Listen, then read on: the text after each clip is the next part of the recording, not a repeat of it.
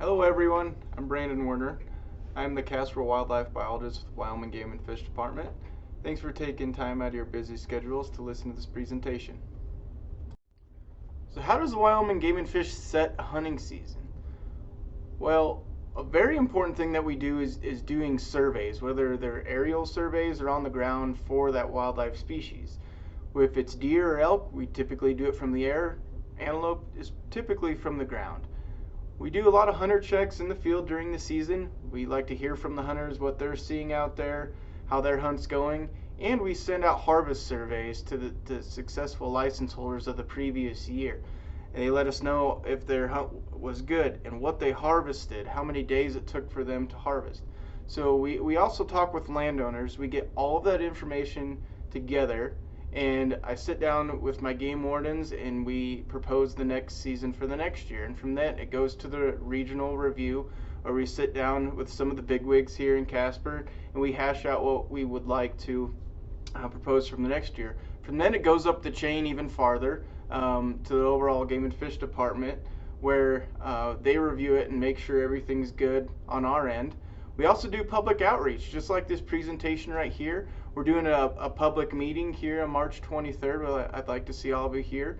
And there's also comments that you guys can provide and suggest changes to us. Like anything that you propose will get read and honestly considered. So from there, it goes to the Game and Fish Commission for approval, which this year is on April 17th and 18th in Casper.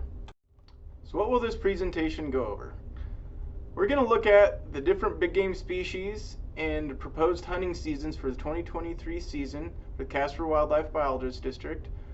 We'll also cover the public input process, including commenting and public meetings, and how you can provide comments for this next year's hunting season. So I just wanted to let everybody know that the deadline for all comments is March 29th, 2023 by the end of the business day. All right, the first thing we're going to talk about is the proposed hunting seasons for antelope in the Casper Wildlife Biologist District. All right, so what's the reasoning behind the different quotas and how we manage different herds within the Casper Wildlife Biologist District? Well, there's been a few years of drought and harsh winters in some areas, but other areas had decent moisture or not as harsh of a winter. So we use each of those areas and just try to set quotas based on that. Fawn production has been pretty well below average in most herds in several years, but this year in 2022 had pretty dang good fawn production around the area. Our buck ratios are still high. If we have high buck ratios, we have more opportunity. Most of the herds in the district are close to objective, so we pretty well considerate in what licenses we give out. We can be kind of flexible. However, there's been some areas, especially area 73 northwest of Casper, where hunter and public concerns over lower densities of antelope have caused some pretty serious concerns for us, and we're looking at backing off some of those licenses. So what are our management actions? We're going to reduce licenses in areas hit harder by winter mortality and summer drought, but we're also going to provide more opportunities in hunt areas that are doing well, but we're also being really cognizant of the winter conditions that we're having. It's been a hard winter this year, but so far so good. Our pronghorn aren't tipping over just yet, so we're really keeping our fingers crossed we don't get one last really hard March or April storm. So here are the different hunt areas within the Casper Wildlife Biologist District. We've got 25, 31, 32, 70, 71, 72, and 69, and finally 73. So first up, we have Antelope Area 25. Antelope Area 25 and 26 are part of the North Converse herd unit. This herd unit is about at objective, if not a little bit under. We have been dropping quotas in 25 pretty consistently over the past few years due to just the overall hunter satisfaction and the numbers being lower than we would like to see. Last year we dropped from 600 to 500 and from 200 to 100 on the type 6s. Based on hunter satisfaction and success and what we're seeing out there with pronghorn, we're going to go ahead and leave it at that 500 and 100 for the 2023 season. So moving into hunt areas 31 and 32 for pronghorn. This area is part of the Medicine Bow pronghorn herd, which is managed by the Laramie region. I just got the northern part of it here. So starting with area 31, in 2020 we got hit with a really hard March blizzard, which really knocked a lot of pronghorn back. And for some reason, 31 just has not rebounded yet.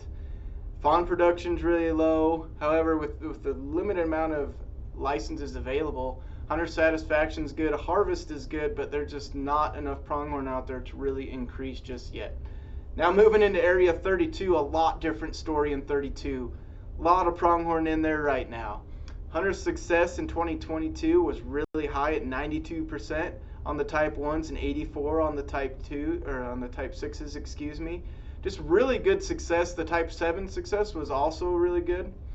So we are having winter in area 32. It's been a tough winter. On the positive side is we've had collared pronghorn down there, which have not tipped over yet. So winter mortality, what we're thinking right now is going to be about the same. You know, like I talked about before, as long as we don't get hit hard with a really bad March or April storm, the pronghorn 32 should really be holding their own. So with a good opportunity out there, we're proposing to add 200 type 1s and then add 100 type 6s. And we reduce the type 7 because the densities on the egg fields in the middle of the hunt area have been a little bit lower, but then those 50 licenses along with the other 50, like I said before, getting moved to the type 6 to try to distribute the harvest better throughout the hunt area. On to hunt area 69. 69 is part of the Beaver Rim herd unit and it's managed by the Lander region. The Beaver Rim herd unit's under special management, so we manage for high buck ratios and a really good quality hunt. However, buck ratios have been under where we would like to see them in area 69 and in the whole herd unit. Only about 52 bucks per 100 does. We'd like to manage for about 60 to 70 bucks per 100 does. The overall herd unit has been under objective, so to really play it conservatively, we're dropping from 100 type 1s to 75 and from 50 type 6s down to 25. It still provide good opportunity for sportsmen out there, and area 69's got some really nice looking pronghorn bucks out there. Moving on to the rattlesnake pronghorn herd, which is areas 70, 71, and 72. This herd unit is managed in the Casper region and by me. So in 2022, we flew a line transect out in the herd unit, which came back of an estimate of about 17,000 pronghorn. Now that estimate did come in high, but we used that estimate with what our population model shows, and it helps align our model to get us a really good population estimate. So post-season 2022 estimate, 12,203 pronghorn out there with the objective of 12,000. So we're right there close to objective. So with that, we can be a little bit flexible on the amount of licenses that we issue and everything like that. Keeping in mind the winter severity in areas 71 or 70, 71, 72 has been pretty dang severe out there. So we just really paying attention to a lot of that. One thing that's really interesting with 70, 71, and 72 is the difference in ratios. So every August, Game and Fish employees go out, we count the overall number of pronghorn that we see. We have designated drive routes. We get our fawn to doe ratios, we get our yearling buck to doe ratios, we get our adult buck to doe ratios. And 71 and 72 has had substantially higher fawn ratios, really good production out there, and as well as the buck ratios are looking a lot better. 70 is managed for lower densities of pronghorn because there's a lot of egg fields out there, but their production as well has been low. So looking in the center of the page here, we got our harvest in the whole rattlesnake herd. So in 2017 we had pretty dang low harvest, and the population's been growing since then, so we've been increasing licenses, having better harvest ever since. So moving down to the bottom graph there, we're looking at our buck and doe ratios, our yearling buck ratios. So our fawn ratios in the whole herd unit at 64 and 22, that's lower than we'd like to see, but moving over into 71, 72, like I had previously stated, up to 75, so looking a lot better. Buck ratios are still fine at 56 because this herd's managed under the recreational herd, so 56 is plenty of bucks out there. So what are we proposing for the 2023 season in the rattlesnake herd? Well, with low hunter satisfaction, low hunter success, just overall lower densities of pronghorn in area 70, and talking with landowners too, because this area is really private land dominated, we're proposing reducing the type 1s and 6s in area 70 by 50 each. Now, 71 and 72 had really good hunter satisfaction, really good hunter success, and there was just a lot of pronghorn in those areas in 2022. Initially, we had talked about increasing the quotas in both of these areas, but like I had previously stated, the winter conditions out there are just pretty severe this year, so we're being really hesitant to increase. So we're planning on, let's just see how this winter fares out, how the pronghorn do, what hunter satisfaction and success is next year, and then possibly increase in 2024. So keeping everything status quo in 71 and 72.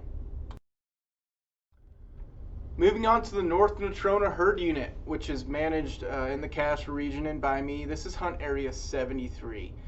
So moving into the first graph right here, we can see that 2013 we had a low harvest, and we moved up to really high in 2017 through 2020. There was a lot of pronghorn out on the landscape in 73 that time. And we issued a lot of licenses. Hunter satisfaction, hunter success was great.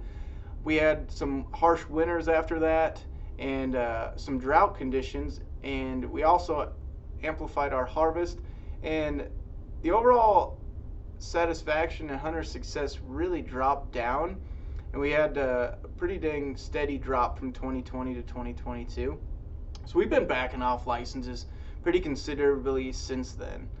So moving into the ratios, like I told you, how we drive around, we get our classification data. We have pretty dang low fawn production from 2019 to 2021 in the 60s. That's pretty concerning. Once we're over 70, I can breathe a better sigh of relief, but I'd really like to see it higher than 70 even. So 2022, look, 84 fawns per 100 does. Things are looking pretty dang good there. Buck ratios remaining good. A lot of bucks out there. It's also managed recreationally for good success and a good quality hunt. So what are we proposing for the 2023 season in hunt area 73? Well, hunter satisfaction, hunter success was really low in 2022. Only 72% success on type 1s and 78% success on the type 6s. With the amount of public land in 73, these numbers are a lot lower than we would like to see. For example, back in 2017, there was 95% success on type 1s and 95% on the type 6s. So really good success back then. We had a lot of pronghorn. Just the numbers have dropped off a lot, so we're trying to be really conservative. And talk about the winter we're having, the North Natrona herd unit's really getting smoked. But the amount of pronghorn tipping over out there, we just don't know. But the snow is just incredible. So we're being really conservative. On the type 1s, dropping from 800 to 600. Type 6s from 200 to 100. And then just having 25 type 7s to address any damage concerns that happen out by the airport. We're planning to fly a line transect again, in 2023. It had been flown in 2021. We're really trying to get a good population abundance estimate. So with what was flown in 21 and with what our model is showing, we have about 12,170 pronghorn out there, which is actually above the objective. But with the hunter satisfaction and what we're seeing out there, it's kind of hard to believe that's where we're at. This is the lowest license issuance in this herd since 2002. All right, any questions on the proposed antelope seasons for the Casper Wildlife Biologist District? You can put them in your comments and send them in, and I'll happily take a look at them. Moving on to the proposed 2023 deer seasons in the Casper Wildlife Biologist District. So, how do we set a deer season? What's our reasoning and management actions behind what we're going to propose in 2023? Well, our fawn production has been mediocre over the last several years, but this year looking a little bit better in some of the herd units. Our buck ratios have stayed about average, but are increasing, like in the rattlesnake area. Mule deer numbers in the whole district are stable, but they're still way under objective. Stable, I mean like we're not losing many more deer, but we're not gaining any as well. Mule deer survival is pretty dang poor around. We do have some callers in Bates Hole, and whether it's disease, predation, drought, a lot of different factors going into mule deer management. So what's our management actions? So we're going to limit doe harvest. We're only going to have doe harvest in areas that have a lot of agricultural damage or any chronic wasting disease hotspot concerns that we have.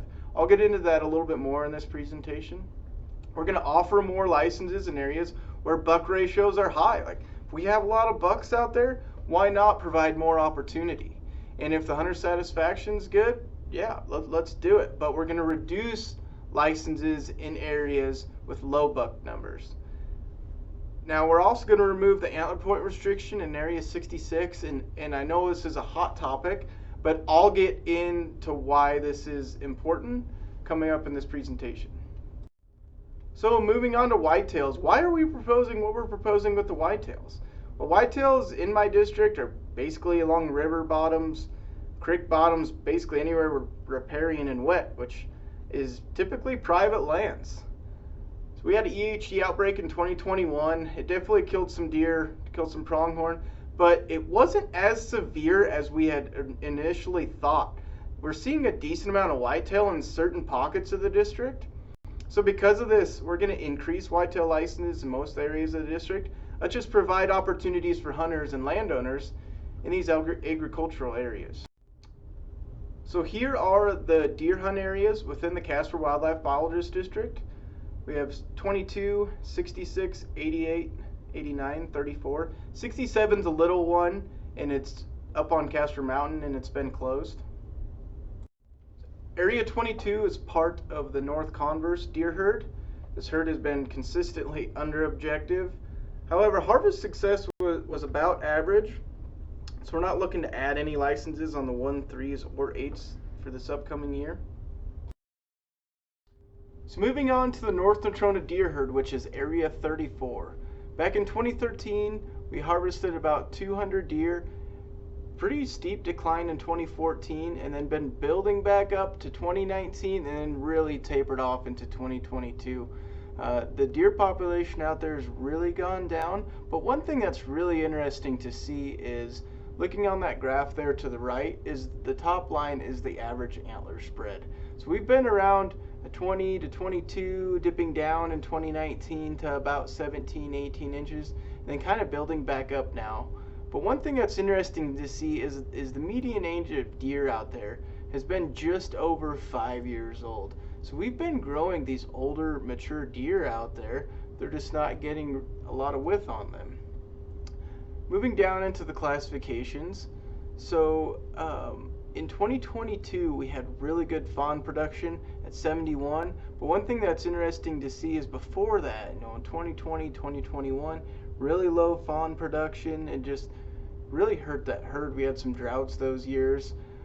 But the buck ratio is one thing I'd like you to pay attention to. So this herd is managed under the special management threshold. So we want about 30 bucks to 45 bucks per 100 does. So we've been falling at the bottom edge of that in 34, and you'll see on the next page or 2 pages from now, we'll make some management recommendations to kind of mitigate this. So the current population out there is about 1,600 deer with a population objective of 4,700. So what are we proposing for 2023? Well, like I had told you before, that the low buck ratio is at just 32 bucks per 100 does at the lower end of our management threshold. So we're going to drop from 150 type 1s to 125. Our type 3 success on the whitetail had dropped pretty considerably, but we still want to provide some opportunity out there. So we're going to just drop that from 75 to 50. On the type 7s, which are good for any doe or fawn, just valid in the airport country northwest of Casper, is a damage hunt to reduce the overall numbers of deer on these egg fields, but also it's been known as a CWD hotspot. So we're trying to keep the densities of deer lower on these egg fields to slow the spread of chronic wasting disease out into other areas of 34. So success in 2022 was pretty dang low on the type 7s, just at 46%. So we're looking to cut those back to 50, but we're also proposing adding 50 whitetail licenses valid just for doe or fawn for the whole hunt area. So we're still having opportunity out there. The whitetails out there are doing fairly decent, but having a long season to address any damage that might come up. Moving on to the Bates Hole Hat 6 mule deer herd, which is area 66 and 67. Like I said before, 67's been closed, so we're just focusing on area 66. One thing that's really interesting, the Game and Fish Commission has been awesome. Like, they really realize that we're under objective and a lot of deer herds in the state, so they're giving us a bunch of money to really figure out what our deer population estimates are. So in 2018, this herd was flown in a siteability survey. So essentially flown a bunch of different polygons which covered the hunt area well, and it came up with 3,500 deer. 2023, the siteability was flown again, but it was flown a little bit different. So this herd unit was broke down in about 440 different 1.5 by 1.5 polygons with high and low densities of deer in it. With the amount of money that we had budgeted, we could fly 158 of them. So I flew over them. When I would see a deer, I would say if it was standing, laying down, or moving, what kind of habitat was it in? Was it in grassland, sagebrush, juniper cover? Because if it was in juniper cover, it covered up more of the deer, so there's a better chance that I missed some. So I counted a total of 1,629 deer, and I used the multiplier of 1.37. So like I was talking about, like there could have been deer that I missed because of the cover, and it came out with overall population of 3,700 deer. Our confidence intervals were a little bit wider, but what's interesting is that those estimates came out relatively similar 5 years later. So showing that our deer population is stable, but we're still under where we want to be. One thing that's really interesting to me is the classification data.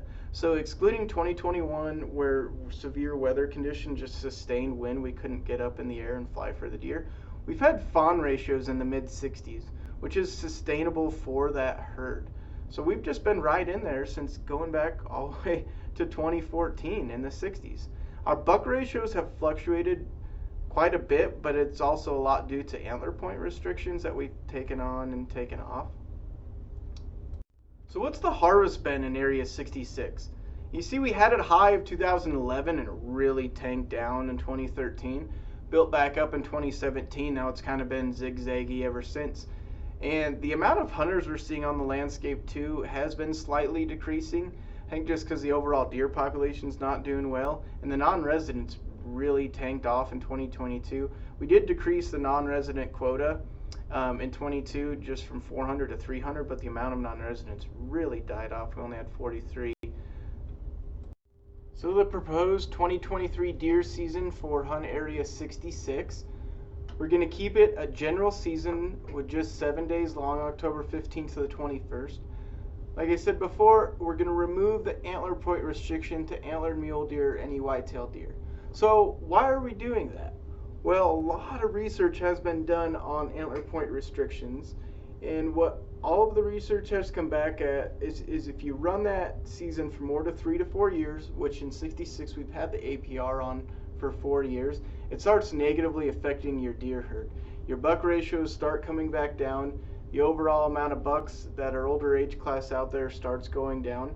So let's go back to the antlered mule deer or any white-tailed deer.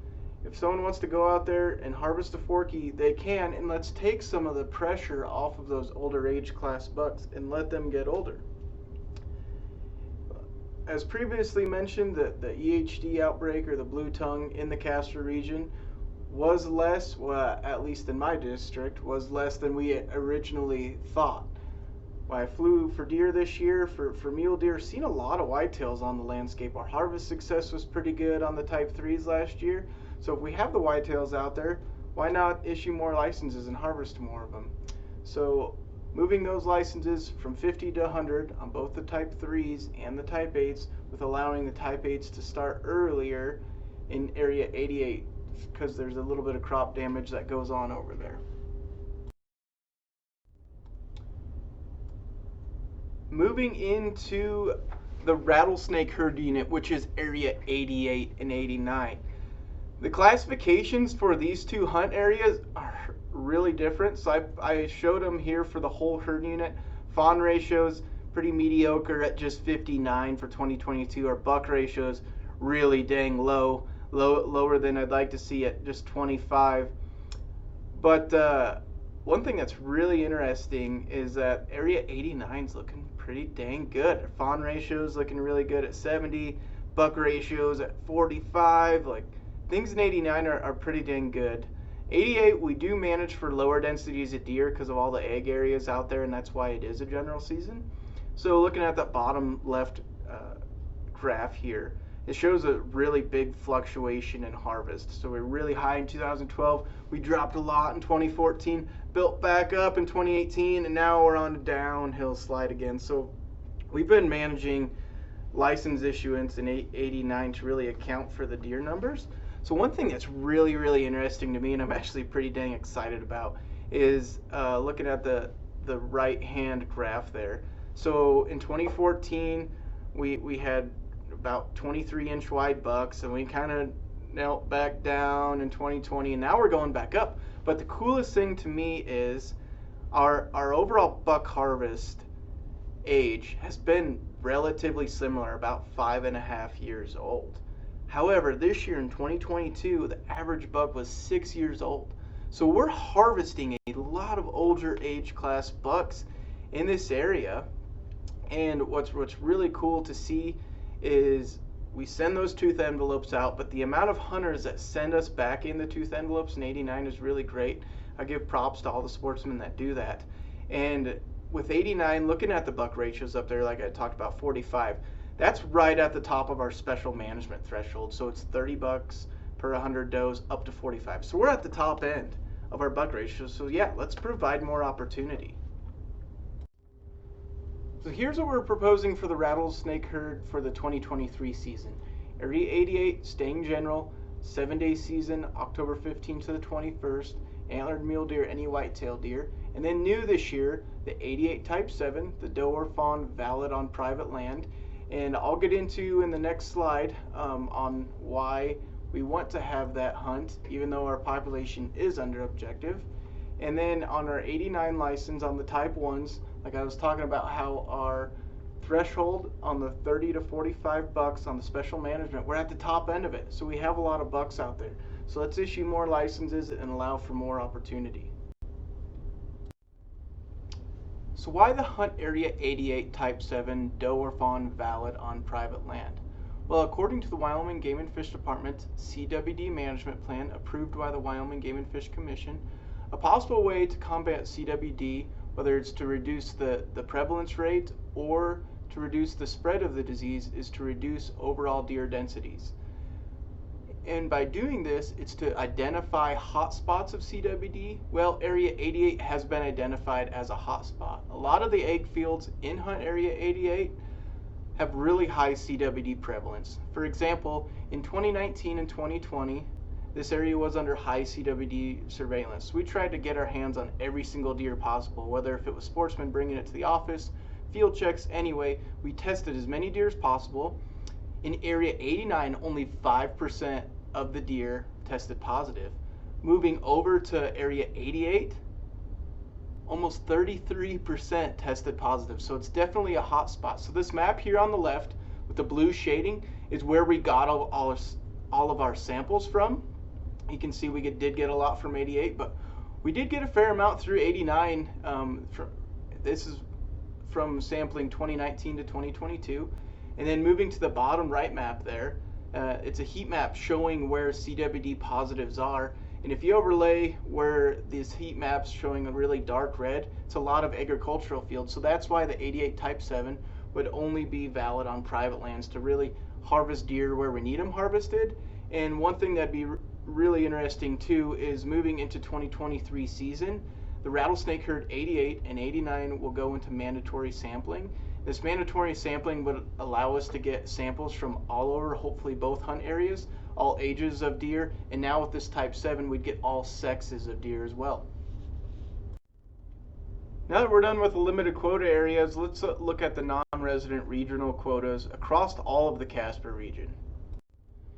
Taking a look at the quotas for non-residents across the Casper region, Region A and B are in the northeast part of the state. They've seen a really sharp decline following an EHD outbreak in 2021, and the deer really have not recovered yet. So looking to decrease some licenses there. Region D, where I'm at, area 66 and 88 in my district, we reduced last year, and we're looking to stay about the same this year. But Region J, which goes down the Laramie Range all the way to the Colorado border, the first time cutting licenses there for non-resident in quite some time, from 900 down to 750 this year. I know deer is a pretty contentious issue right now. A lot of hunter concerns about the low deer numbers. So anything you have, please give me a call, fill out a comment, any questions about deer, let's chat about it. Moving on to the proposed elk season for 2023 in the Casper Wildlife Biologist District. So elk are doing really well within my district. So there's several reasons on why we're proposing what we're proposing with the 2023 season. All of the elk herds within my district are above objective, so let's keep some pressure on them, and there's also opportunity. So elk movements and access can change depending on the weather. Weather really drives where the elk move around, and if you can even access where these elk are with driving in your pickup or four-wheeler, however. Let's have longer seasons to maximize harvest and provide most opportunity. And we have high bull ratios and bull numbers in most areas. And we have long enough seasons, enough licenses that if any egg damage were to occur, we can address that. So here's our management actions. Let's keep harvesting as many cows and calves as we can. Let's keep putting a lot of pressure on them. Like I said before, we got long seasons to maximize this opportunity. And one thing that's really been working for us is having split seasons. So a lot of areas in the Casper district, these elk are finding private land sanctuaries during seasons. And then if we shut the season down for a week or two and open it back up, these elk move off of these private land sanctuaries onto public lands. And there's some really nice bulls being harvested every year. So let's keep providing good bull harvest opportunity and quality. So here's all the elk hunt areas within the Casper Wildlife Biologist District. 122, 19, the northern part of 16, area 23, and 120. So area 122 is part of the Pine Ridge elk herd, which is managed between myself and the Douglas wildlife biologist. This area is heavily private land, but the elk herd out there is crazy. There's a lot of good 6-point bulls. The harvest success has been really good, but just keep in mind if you're going to put in there's a lot of private land. Looking to add 25 Type 1 licenses, opening the season earlier because the deer and antelope all open at the same time, so why not have the elk do it? And then even though not all of the licenses sold out on the Type 6 last year, just providing more opportunity to get the licenses in the hands of those people that have access out there. So area 19 is part of the Laramie Peak elk herd, which is area 19 and 7. This elk herd's way over objective. We just want 5,000 elk there, and there's estimated 13,000. So area 19, just the northwest corner of it, just this small part. But we do have a really good population of elk in there. But what's interesting to me is how we had a really high cow harvest 2015 at 180 cows, really tapered off to 2022, just about 100 of them. But the bull harvest has been maintaining itself, a high in 2017, almost 200, and it's just been really, really consistent. Going through 2022, about 165, even with increase in licenses and with increase in seasons as well. So area 19, not looking to do any changes this year, keeping everything status quo. Last year was the first year we had the late December seasons. We harvested at least 12 bulls later in the season, so we didn't harvest a ton more bulls, as you could see from the chart before. Just keeping everything the same. Hoping for a better cow harvest in 2023. Moving into area 120, which is part of the Southern Bighorn herd unit, which is managed by the Sheridan region. So in 2022, we added 25 Type 1s, 25 Type 4s, 25 Type 6s. There was a little hesitation from the public on this, that we'd hunter crowd out there. But we really didn't have a whole lot of hunter crowding. One thing that's interesting is that we harvested a record number of bulls in 120 this year at 89. We had really good hunter success. The cow harvest, even with the increase in licenses, stayed about the 5-year average. But we're getting recommendations from the department to increase in areas where we have over 60% success. We had 73% success in area 120 last year. Like, we have a herd that's over objective. We have the bulls out there, so yeah, let's increase some bull licenses. So add in 25 type 1s out in 120 this next year. I presume there'll be a really good hunt again in 120. Been getting a lot of phone calls on it this year. So area 16, part of the Shirley Mountains elk herd managed in the Laramie region. I just, like I said, have the very north portion of it. Area 16 is one of the most sought after elk licenses and elk hunts in the state. Have been having really good success. There's really good bull quality out there. So the only changes this year, add in 25 1s and 25 type 2s. We have the elk out there. Let's harvest them. Moving into the rattlesnake elk herd, which is area 23. This herd unit is managed by me here out of Casper. Going down here, looking at the harvest statistics. So in 2015, we had really high cow harvest, 120 almost.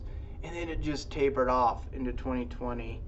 And one thing that the elk really get figured out in 23 is these private land sanctuaries. They just go there and hang out. And they can't be harvested there because there's no access. But one thing that's interesting is in 2021 we had reports of wolves out there. And these wolves went into these private land sanctuaries, pushed the elk out, and our harvest has been increasing ever since building back up. The bull harvest, such long season, those bulls late in the season, they start breaking off from the cows and they go onto public lands. So we've been averaging about 75 bulls being harvested out there. We've been pretty well over objective in the rattlesnake herd for a while, but with this increased cow harvest, we're starting to bring the trend downward. So current population, about 1,100 elk with the objective at 1,000 postseason. So, what are we proposing for 2023? Some changes in the rattlesnake herd. Keeping the type 1s the same at 150 and the type 4s. But one thing, so last year the type 4s could go into all of area 128. Well, we're trying to really focus our harvest in the northeast corner of area 128. So those elk that come out of the rattlesnakes, they cross the Dry Creek Road, they go into area 128, and they just stand there and look at you. So we're having these stipulations of east of Castle Gardens Road, east of Wyoming Highway 136, and east of the Ore Road and the Beaver Rim Road 2401. So this is going to be where the type 4s and the 6s are going to be valid for, as well as all of area 23 in the late November 15th through December 15th season. So let's talk about some changes in maybe 2024. I had a landowner meeting this year. We came up with some really dang good ideas on maybe some changes in elk management. So that proposed type 4s and 6s, there's a chance that could become the new hunt area boundary. And I want to hear from sportsmen that hunt area 23 if they would like to see this. So if we did put that area of 128 into 23, here's a possible restructuring license in 2024. So we're going to be able to issue more bull licenses, but maybe have a type 2 license to split hunters up, and that would only be valid from November 15th to December 15th.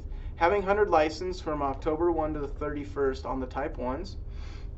Having a type 4, 100 licenses October 1 to 31, and then having type 5s valid from November 15th to December 15th. The type 6s would be increased as well to about 250. And these are all preliminary numbers. We're just looking at things, and I just want to hear from 23 licensed hunters. So what would this do, right? It'd get more bull licenses out there. So there's a chance it could be easier to draw bull licenses. But two, the most important thing is that it makes sportsmen get out and hunt when their license is valid, instead of like, oh, I can hunt, I got another month to hunt in the November season, so I don't have to hunt that hard. But what happens is a lot of times snow conditions come in and hunters can't get out there. So let's force hunters to get out, get their elk down, provide more licenses, more opportunity to go out there and hunt. So what would the new boundary look like, and where are the type 4s and the 6s going to be allowed to hunt in this late season? Looking at this map here, the left green shaded area is where these licenses be valid for, maybe possibly a boundary change in 2024. The left side is Castle Gardens Road down to Wyoming 136, turns down to the Ore Road, and then going across on the southern boundary is the BLM 2401 road. So I want to hear from sportsmen what they think, even the general hunters that go in 128 here. A good possibility, if this area did go into 23, that we could add some licenses in hunt area 23. So elk are doing really well within the district. We have a lot of opportunities. I want to hear from you guys. If you have any questions, anything, feel free to give me a call. Anything like that, fill out a survey. So upcoming meetings. I would love to have a really good turnout at the public meeting here at the Casper Game and Fish office, March 23rd at 6 o'clock. I hope to see all of you there. And the commission meeting is in Casper this year, April 17th and 18th. I hope you guys make it all that to there and voice your opinions. So I keep talking about how do I submit a written comment. You can go onto the Game and Fish website now, go down to the regulations tab, read the proposed regulations. There is some forms on there you can print off, sign, fill out electronically, but just make sure if you are going to mail it in that you sign it, and you can mail it to Wyoming Game and Fish Department, Attention Regulations here in Casper, or if you're in Casper you can drop it off as well. And make sure the comments are in no later than March 29th at 5 o'clock. Like I said, I want to hear from you, the stakeholder, the sportsman that's out there using these wildlife resources, and how we can better manage the wildlife. Also, if you have any comments or suggestions, you want to reach out directly and talk to me, I'm just a phone call away. So you can call the Casper Regional Office, 307-473-3400, or my direct line is 307-473-3411.